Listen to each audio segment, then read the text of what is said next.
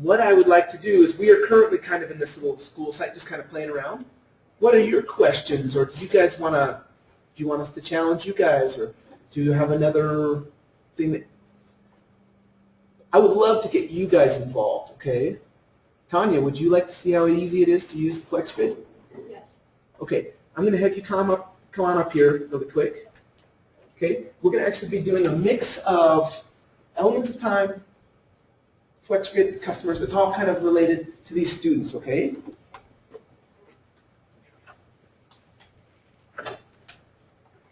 So Tanya, let's have you click on the little apple and the worm down there. Let's just take a gander at who we have.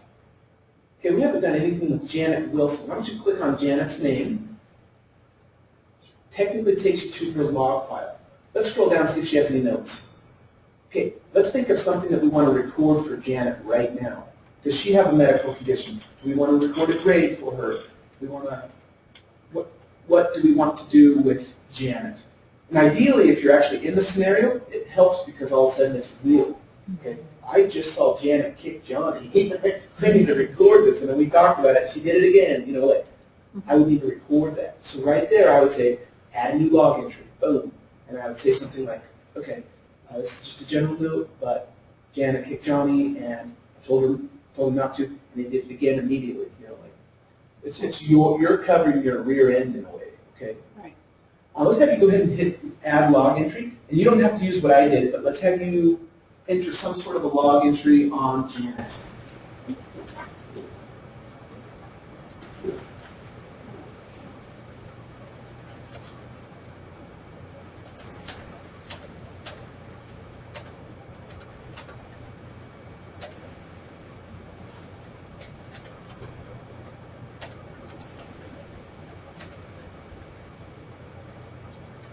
Something like that? Perfect, perfect. Absolutely. Okay, it will prompt for a contact type. It's kind of the first field there. Okay. And there's just a number of different ones. This might be internal or general note or whatever you decide that it kind of fits under. Might be follow-up. She put follow-up in her. Yeah. And then you can even cascade it forward if you want to be like, hey, I want to check on this tomorrow or next week or whatever. So like that, huh? And then you just put, when do you want to follow up on this? And here's a little trick that we haven't talked about. If you know the date, you can just hammer it in really fast. If you don't, see that little calendar icon in the top right-hand corner? If you click it, it'll open up a little sub-window, and you can technically look at wherever you want. All it does is quickly show you dates and times, okay? It doesn't actually show like what data you have underneath there, but you can expand it to whatever you wanted to. So like, if it wasn't showing you what 9/1 was, so 9/1 is technically, that's on a Sunday. Right. So it just helps me. Yeah, and then I would just kind of just leave that in the background, flip right back to your other window, or close it, however you want. But anytime you want, there's always a quick calendar to kind of let you know.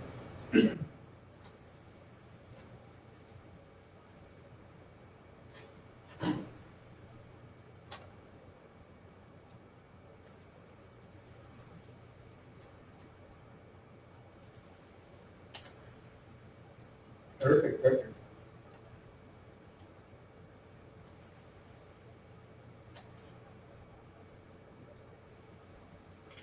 Awesome. Perfect. An extension number and everything. Okay, then just Yeah, just add that. Now, just so you can see where it's at, scroll down, just so you can see it. Here's your log. Now, watch this. You have two different dates. One was today that you recorded it. The other one was pushing it forward, clear to 9/2. Let's have you go home for just a minute. And watch this. Find your My Student follow-ups and say, what do I have next month? Follow it across to you, find where it says next month. Okay, so you're... So I can have a whole list of those that I need to do. Whatever you This have month going I on. need to do all of these. Yeah, It would be like a to-do list, basically. Yeah, however you want to do it. But the cool thing is in order to cascade it forward like that, it's all built into this teeny little interface that's just part of your chalkboard. It just sits there happily. But if you're like, oh my goodness, I want to know what am I following up tomorrow with, or next week? Like say you're trying to get ahead of the game, or what did I miss for all last week that I didn't really follow up on? Those quick links that are on that little graphic help you jump immediately to that spot, okay? Let's have you go back home for just a second. And let's have you do the similar thing. Click on your worm again so you can kind of see your little students. And pick somebody and do another little log for them. Bob. So usually what I do is I scroll down, what have I got? Right? It's kind of my check. Just kind of a quick little thing. Oh, I don't see anything. Go ahead and say add a log entry.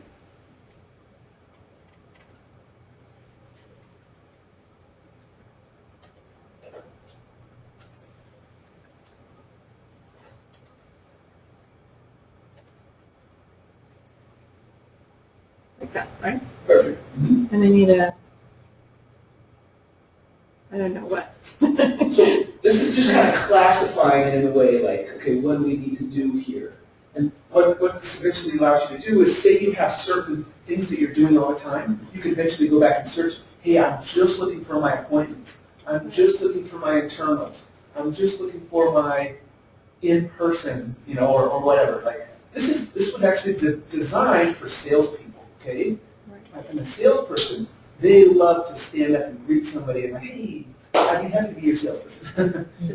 They want to log Johnny because when Johnny comes back to buy, they can say, hey, look, I was on Johnny right here. This is actually, that's why this was developed for a salesperson. But what we're doing is we're basically saying, cool, looks like the teachers have the same thing, little smoke and meter, little custom settings. That's what it was developed for. So an internal would be something, I'm just making a note myself. It's not something I want everybody to know, or what would It's still tied just to this particular person, and there's a new permission that we added that was actually paid for by a company that does energy drinks, okay? They paid for a new permission, it's a limited customer search. If you take a customer and you tie it directly to a single salesperson or a multiple salesperson, only those people get to interact with that customer, okay? So even if you put internal, if you have admin permissions and you don't have that limited thing, you could get to any of the notes. But if you do have that limit, you're locked into just your people, okay? So all of a sudden you're in your own little world. So that's kind of how we're basically taking a permission that a distributing company just barely paid for. You're talking in the month of August. We just barely finished it, and we're going to roll it immediately right on out to teacher-student relationships, okay? That's how we play it. It's piggybacking. It's somebody pays for something, everybody else automatically gets it. Somebody else pays for something else, everybody else automatically gets that. And so it kind of helps feed the whole system and kind of drives things out. So here's what I do for internal, just so you know. Like say I add logos or colors, or I did a migration of somebody's data. I'll go in, internal note, hey, I uploaded so many photos to, or whatever, enter. Somebody else might get a phone call and they might be like, hey, I called and talked to Johnny, or I left a message to have him call me back. So you're just kind of flagging it a little bit, saying, what is this transaction that's happening? So I'm going to say she's at home. Okay, perfect. And then again, I may want to follow up on this one. Sure. And if you don't know the date, if you have that other little window open, you can just keep it open. Perfect. You can actually show a year at a time if you wanted to. Oh, I see. It just goes. It scrolls down. Yeah, it just kind of scroll down. But if you wanted to limit it, there's options at the top. If you wanted to, like, you know what, I need this clear out to December of 2013. It just allows you to do that.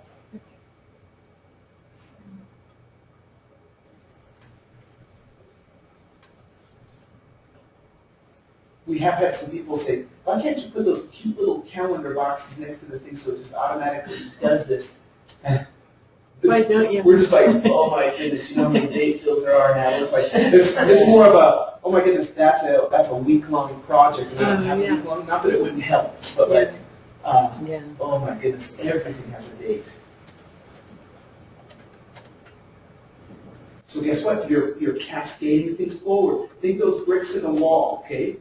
910 is a new brick. You're starting to plug something into it, even though it's futuristic. Okay. Are dipples a real thing? I think so, yeah, but I don't know what they are. Never heard of that. Isn't it this, dibbles? I think it's some sort of, I don't know. I want to say early reading, but Okay. Oh, okay. I don't know. now I So don't know. also, just so you know, you can go and go and go and go and go and go. Like sometimes we'll even copy and paste full emails into this section here. Okay? Oh, okay. It's unlimited. Like if you want to record the data, it'll play the game. So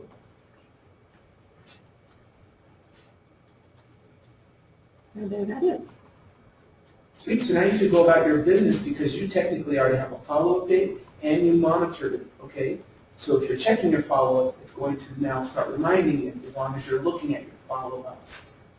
So it It doesn't doesn't automatically come and remind tell you you. that. It doesn't come, okay, that's called pull technology. So basically, like, the best way that I can think of it is a library, especially if we're dealing with a school. You have thousands of books and magazines and all this kind of stuff. If you want something, you go ask for it and like this, but you don't want things flying off the shelves at you, okay? That's called push technology. But once you learn that, it's like, oh, cool. All I have to do is just go my follow-ups next month, and it'll start popping it right into there. Okay? Perfect, perfect. Okay, so let's pretend that we wanted to add an element of time to one of your students. So go ahead and pull up your students again. And go ahead and grab one of them.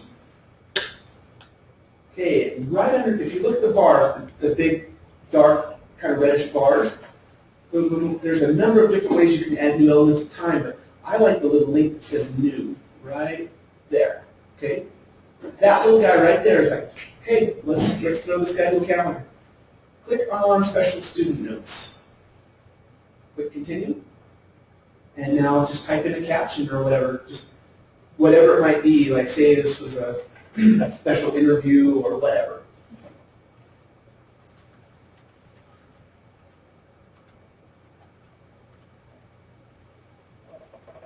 Okay, you can select dates, times, you can do whatever you wanted if you knew or. So is this for today? Because go up a little higher on your start date. Is this for today or when is this event going to happen? Right. So that's an end time. So your start time is basically like when you want. So I don't really need an end time. No, My you start don't. time Yeah, is this is when you would kind of be like, okay, hey, this was for also on the 9:10 or whatever it was. okay. And currently it's for 2:02. Like it depends on how detailed you want it to be, but like.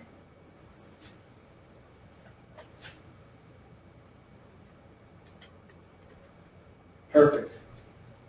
Now it already knows it's going to connect itself right to Barney, okay?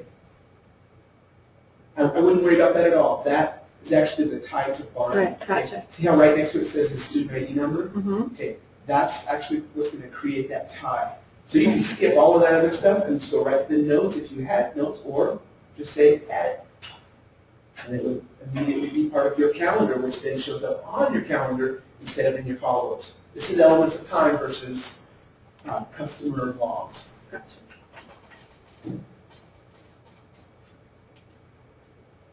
It's just missing a slash, I think. Oh, when I entered it somewhere. Oh, on The 9:10. 9:10 up your start date. Yeah, perfect. Perfect. So now this is actually cascaded towards 9:10. So watch this. If you go home and you find my calendar and you say next month what's going on, scroll down, you just actually put something on a physical calendar because that's playing elements of time versus just log notes and such. Okay. Okay, so if I wanted to see more about Barney, I could click here. That will take you right to Barney's record, What would this take me to that particular element of time. Say you had more notes like, I need to really ask the parents about XYZ, whatever. to? Okay. Specific to that element. Yeah. Or maybe you had other subs or this or that. Like elements of time is its own little baby as well. Okay, it can have its own little subs and different comments and whatever. So you can even have different people chiming in on the same element and adding additional notes, almost like a miniature forum type thing. Like people could be adding different notes from different levels, but it's all contained in one spot. Elements of time can be like, hey, field trip, like, hey, parent-teacher conference, hand type to John. You know, like it could be, what do you want to record on time? This is a piece that will be growing in Adilas just because of the flexibility that are needed, okay? Shannon is actually doing a thing called the Developer's Notebook. She has thousands of entries in elements of time, and it's all across the thing, and then we're going to create some other ones that are actually connecting elements of time to create the categories and stuff. So Shannon, she's been popping through here tons on elements of time. My brother Russell, he's very into family history. Guess what he's going to be doing some of this? Elements of time. What happened? What's this event? Who's it connected to? Who's potentially doing this? We're going to add a photo gallery to elements of time. You could even use this for your own little personal travel log or whatever. But like, hey, today's my day 2 of Adilas training. Snap, snap, snap, snap, snap. Add it to that little thing.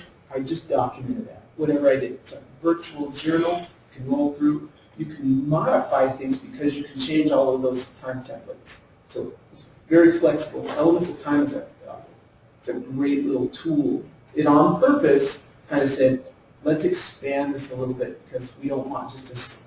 This needs to be a business-oriented calendar so I can get whatever I want, whether it's bookings for venues, whether it's just notes for somebody, whether it's, oh my goodness, I had to cross-tie with this. Say I have a class, and I put a class from this date to this date, but I wanted to tie multiple students to that, okay? All of a sudden, it turns into, I need to span a week or 3 days, and I need 10 students or 50 students or whatever. All of a sudden, I've got people that are assigned on that, but that element of time needs to hold all of that data. Dream it up, and we'll help you wire it up. Like literally, this is the point and click kind of wire it up type thing. Right. Whatever you need to do on that. So. Great. Okay, I know you've been up there. I want you to just kind of tell us what you're going to do, and I'll be quiet and just let you do something. Something that you think would be fun over here. I don't even know what I want to do.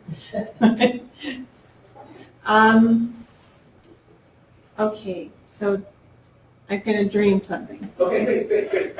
Say that I'm this teacher, and I want to keep track of who in the district of the substitute teachers who I like to use and who I would like to keep their contact information. And then later I could even put them on the schedule or something. Is that possible? Okay, cool. So are these actual users? Are they customers? Where do you want to record these pieces, if you will? What we do is we kind of figure out, okay, where do I want to record this information and how am I going to get back to it? Because that's kind of the trick, if you will. Now, are you talking on the admin level or just you as a teacher saying, my favorite ones are these? Yes, that. If I were you, I would go like this. I would say, enter yourself as a customer and then add tons and tons of little sub-contacts. And all of a sudden, and you can literally label it like history sub, PE sub, math sub, Juanita, or whatever. Like I would create yourself just as a virtual customer, if you will, and then just kind of use that to hold information. Because it's kind of a container to hold all that. Correct. So what we're doing here is we're kind of saying, I know some of the tools that are in the bag, and so I'm like, I know automatically I can attach multiple addresses if I use customers, and so I'm going to head in that direction is where I would head. So watch this right here, up at the top, even right there. See how your cursor's selected? Just pretend that you're actually entering your name as your teacher's name. And you don't have to necessarily, yeah, and I'll let you decide if you actually want to do Tanya or if you want to do whatever. Boom, I would just do like that. Search. What do we have? Nothing. Add as a new student, okay? Good. And then select your student type. Usually you always start at the top and kind of work your way down and put yourself under faculty.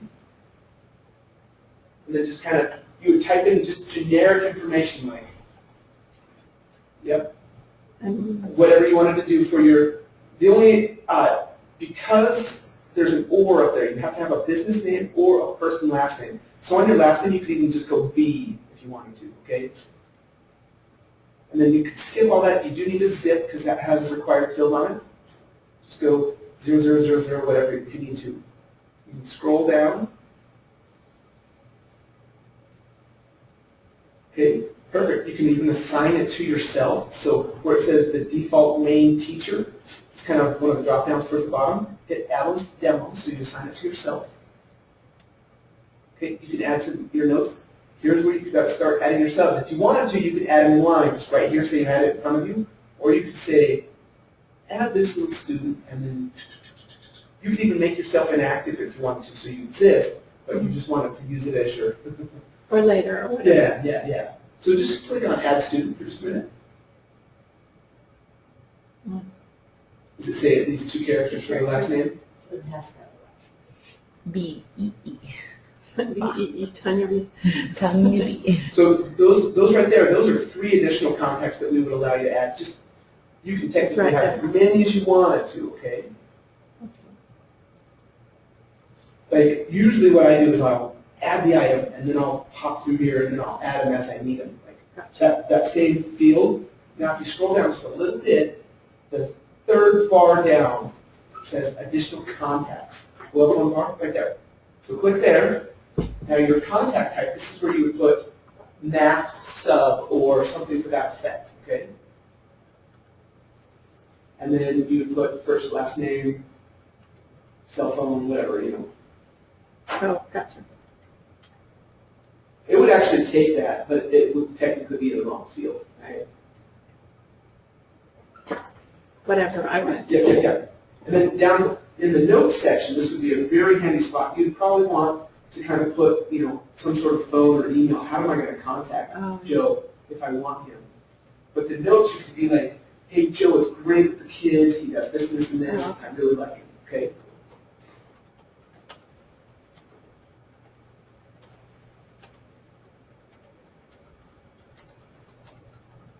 So as you're doing this is kind of funny. We're talking students and teachers, but guess what? We virtually just said, we're in a little world. But technically what we're doing here, these exist under customers, okay? Oh, what's my ship to address? What's my billing address? That's why we have all these additional contacts here. It's not necessarily for substitutes, but it's very flexible. It works though. It does. Great. So now can I just go ahead and add it? Yep, add it. And now you scroll down, you can add another one. And so put, whatever, science or something.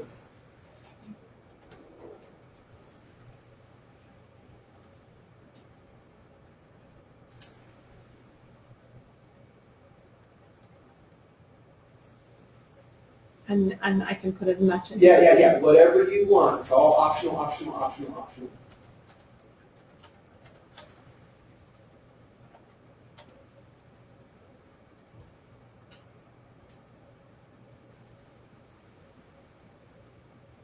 Yay.